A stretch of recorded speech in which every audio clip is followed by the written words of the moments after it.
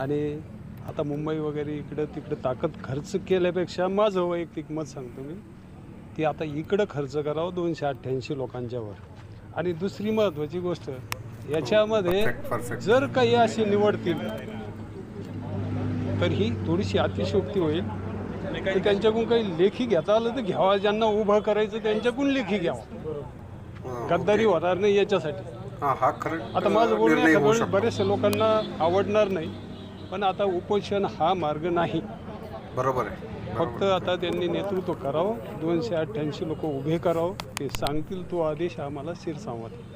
ज्ञान असावंच. आता खासदार असे आहे काही की ते बरेच अंशी कमी ज्ञानावाले, म्हणून काही आता राज्य थांबत नाही. आता 1/4 जरी अज्ञानी असले, 3/4 आपलेच राहतील 288 मध्ये, ते ज्ञानी राहतील, ते घेऊन चालतील त्यांना, पण सुशिक्षितच असावे.